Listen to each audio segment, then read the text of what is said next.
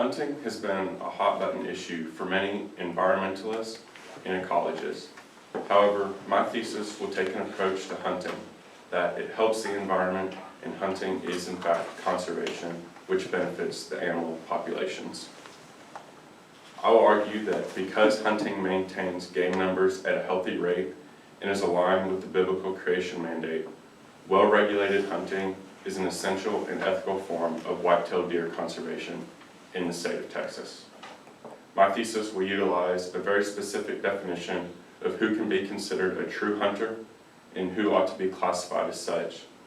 A true hunter is not anyone who goes out into the woods in search of harvesting an animal. Rather, it is a very specified individual possessing a specific group of qualities.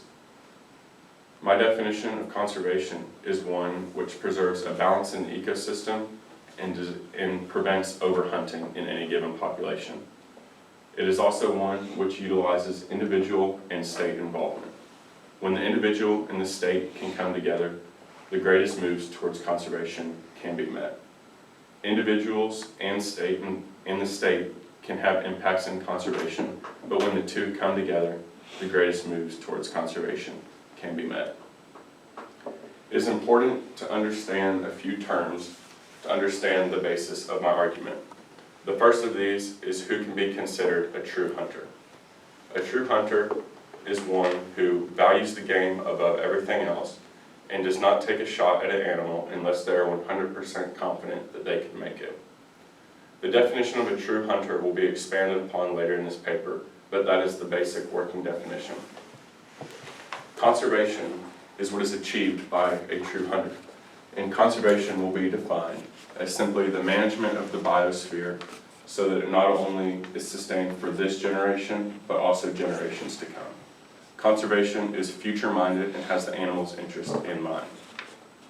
When conservation is achieved, a healthy rate of a population can be met. The healthy rate of a population is simply the number of animals in a given herd that is not too high nor too low. The healthy rate allows for a stable and healthy population. The healthy rate is often achieved by following harvest recommendations.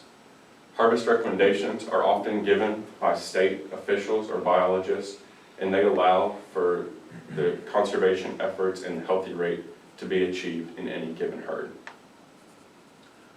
Before I can explain how hunting has evolved today and how hunters are involved in the conservation movement today, I must break down how hunters were involved in the history of conservation and what led for the need for conservation. I will break down 3 primary examples which led to the need for conservation. The first of these is immigration into the northeastern United States. Immigration into the northeastern United States resulted in an overuse of resources. This led to an exploitation of resources and wildlife in the northeastern United States as immigrants came over. This resulted in a very sudden decrease in populations, and the animal herds were devastated because of this overhunting.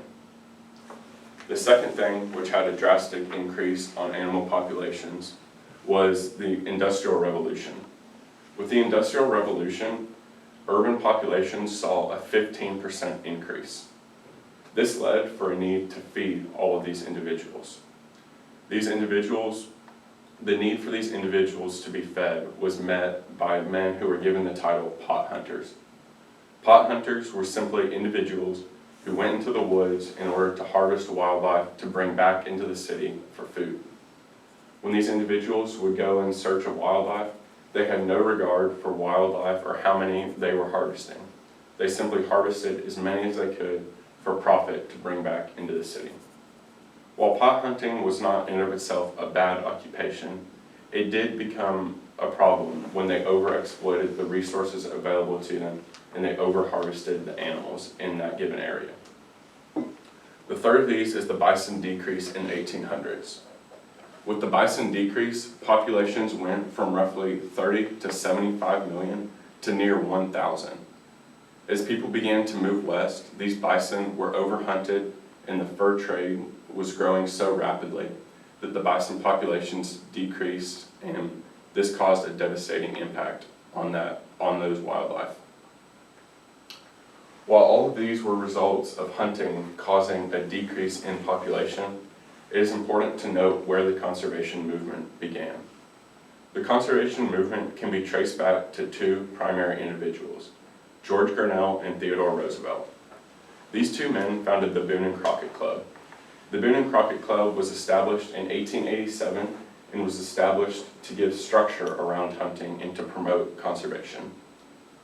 This club began to establish laws and seasons around hunting and began to impact how hunters were seen and how their efforts were promoting conservation.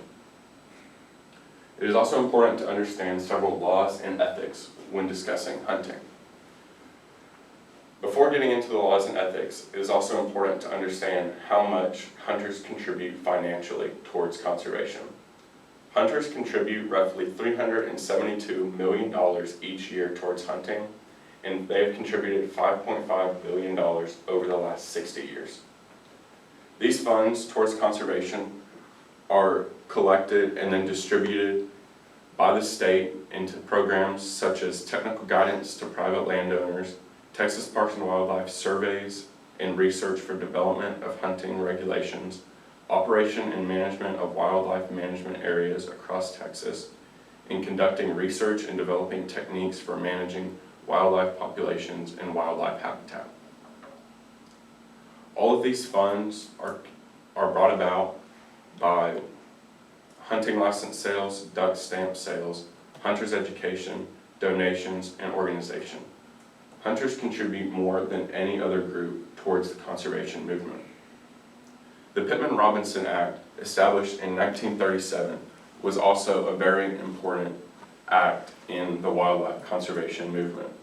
This act exercises an additional 11% sales tax on all firearm and ammunition sales. This sales tax is exercised on the manufacturers, and the money is given back into the states and distributed into programs similar to that of the funding collected.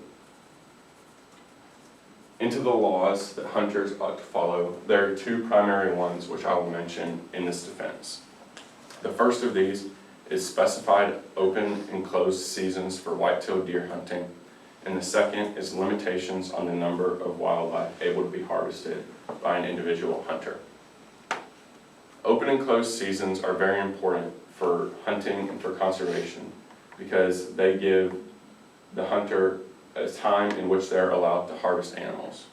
This time has been refined and established by biologists in order to maximize the health of the herd. This season was put in place primarily so that does have not only given birth to their fawns, but their fawns are old enough to self-sustain themselves. If this season was not placed where it was, there's the likelihood of killing 2 deer with 1 shot. When I say this, I mean that a doe has been shot while she is still carrying her fawn and the hunter is unaware of it, or that the fawn has just been given birth to and it is not old enough to self-sustain itself. It is also important that we have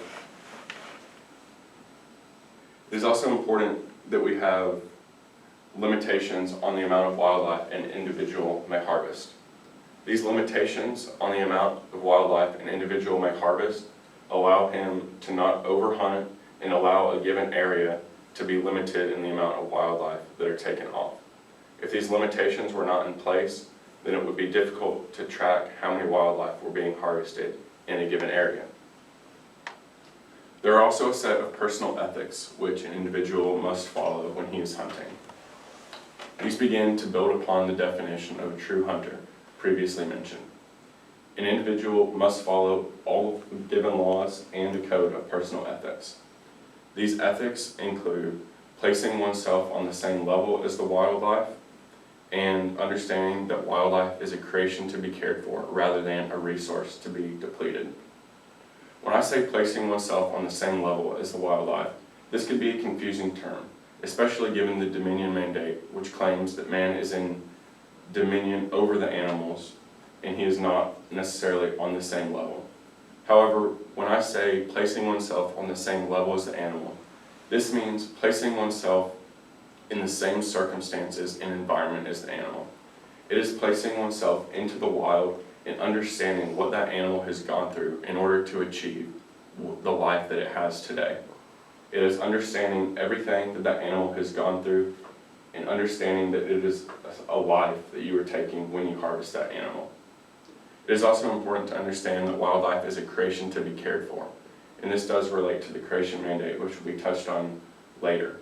However, wildlife is not simply something that we have a right to deplete and use as we wish, but it is a creation which is to be cared for and nurtured and conserved by us as hunters.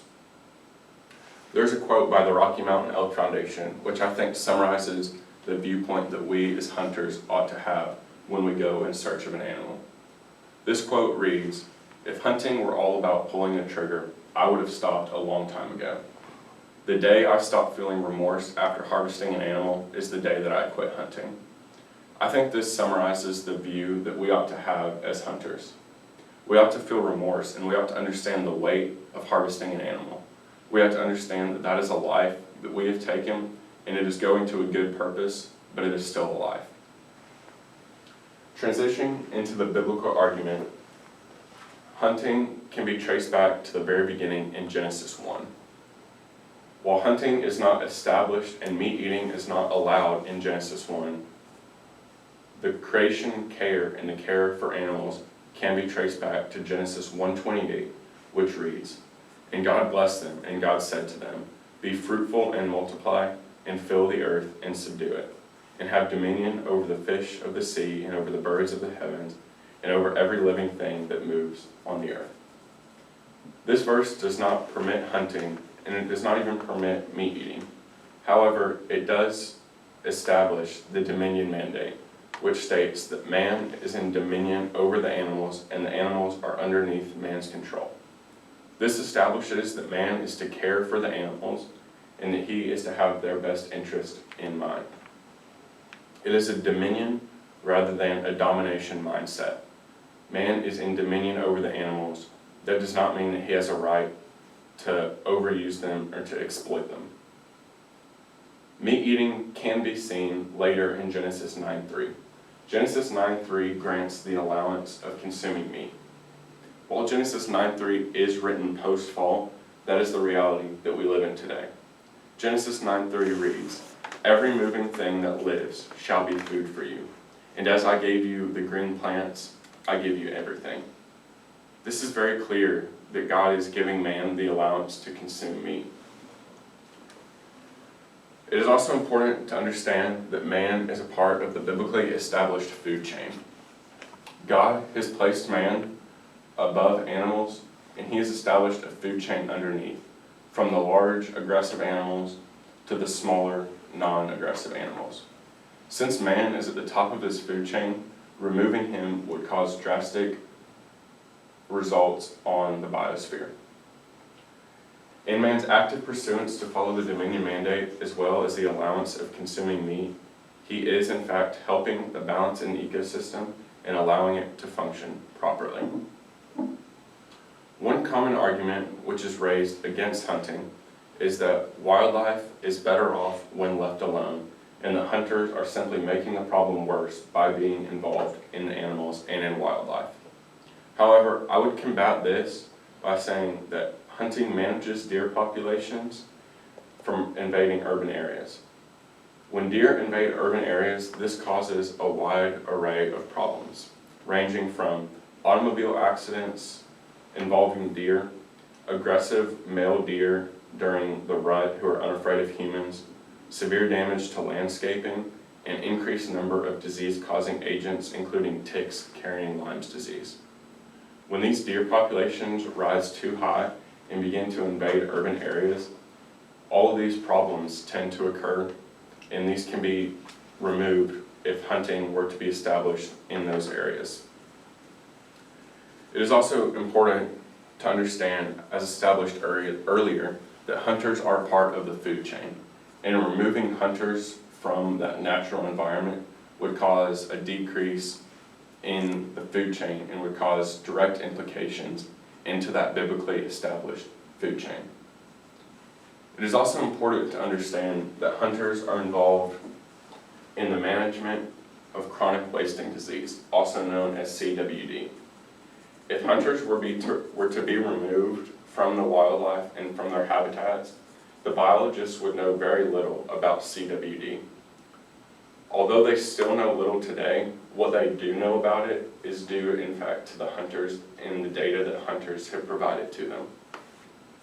The way that biologists get their research on CWD is from hunters who harvest deer in those areas that are known to carry CWD. There are certain herds which do possess CWD, and when biologists locate a deer possessing CWD, it allows them to further manage this area and contain it, rather than letting it spread to the further areas.